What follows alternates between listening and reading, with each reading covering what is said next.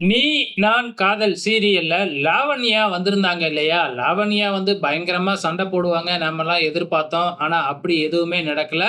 கடைசியா வந்து பார்த்தீங்கன்னா, லாவண்யா அங்கருந்து அழுதுகிட்டே கிளம்பிடுறாங்க. "எனக்கு இப்படி துரோகம் பண்ணிட்டீங்க. எல்லாரும் சேர்ந்து எனக்கு ராகவ கல்யாணம் பண்ணி வைக்கிறேன்னு சொல்லியிருந்தீங்க.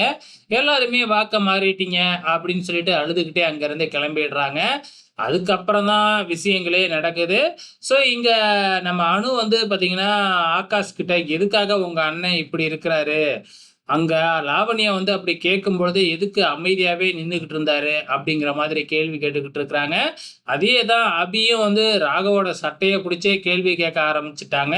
எதுக்காக நீங்க அங்க அமைதியாவே நின்னுகிட்டு இருந்தீங்க? இப்படி லாவண்யா பேசம்பொழுது நீங்க ஏன் ஒரு வார்த்தை கூட பேசவே இல்ல? அப்படின்னு அபியும் ராகவ பார்த்து கேட்கறாங்க. நம்ம ராகவுக்கு இன்னும் வந்து பார்த்தீங்கன்னா, அபி மேல அதே கோவத்தோட தான் இருக்கிறாங்க. ஸோ அந்த முரளிகிருஷ்ணன் வந்ததுக்கு அப்புறம் கூட வந்து பார்த்தீங்கன்னா, எதுவுமே தெரியாத மாதிரி நீ நடிச்சுக்கிட்டு இருக்கல்ல, அப்படின்னு வந்து பார்த்தீங்கன்னா, அபிய மனசுக்குள்ளாரயே திட்டிக்கிட்டு இருக்கிறாப்ல நம்ம ராகவ்.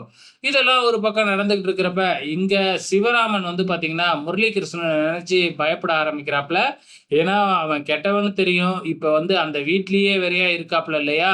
ஸோ, அதனால தன்னோட 2 பொண்ணுங்களுக்கும் ஏதாச்சும் ஆபத்து வருமோ அப்படின்னு சொல்லி பயந்துகிட்டு இருக்கிறாப்ல நம்ம சிவராமன்.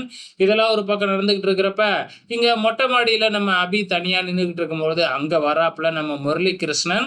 ஸோ, அபிகிட்ட இன்னும் மெயின்டெயின் பண்றாப்ல. என்ன அப்படின்னு பார்த்தீங்கன்னா, தனக்கு இன்னும் ஞாபக மறதி தான் அப்படிங்கிற மாதிரி வந்து பார்த்தீங்கன்னா, மெயின்டெயின் பண்ணிக்கிட்டே இருக்கிறாப்ல. அபியும் ஏதேதோ கேள்வி கேட்டு பார்க்குறாப்ல. ஆனா, முரளி வந்து பார்த்தீங்கன்னா, கரெக்ட்டா வந்து எதுவுமே தெரியல அப்படிங்கிற மாதிரி சொல்லி சமாளிச்சர்றாப்ல. அதுக்கப்புறம் அபி அங்கருந்து கிளம்பிடுறாங்க. ஸோ, இங்க என்ன நடக்குது அப்படின்னு பார்த்தீங்கன்னா, அந்த இடத்துக்கு சுந்தரி வராங்க. சுந்தரிக்கு நல்லாவே தெரியும் இவன் நடிக்கிறான் அப்படின்னு சொல்லிட்டு. அப்பதான் வந்து பார்த்தீங்கன்னா, நமக்கே வந்து காமிக்கிறாங்க. முரளிக்கு எந்த விதமான ஞாபக மறதியும் இல்ல. பயங்கரமா பிளான் பண்ணி எந்த பிரச்சனையும் வரக்கூடாது அப்படின்னு பிளான் போட்டு தான் இந்த ஞாபக மறதி டிராமாவையே ஸ்டார்ட் பண்ணியிருக்கிறாப்ல. ஸோ, இந்த உண்மை வந்து பார்த்தீங்கன்னா, 4 எபிசோட்ல அபிக்கு தெரிய போகுது. பொறுத்திருந்து பாருங்க.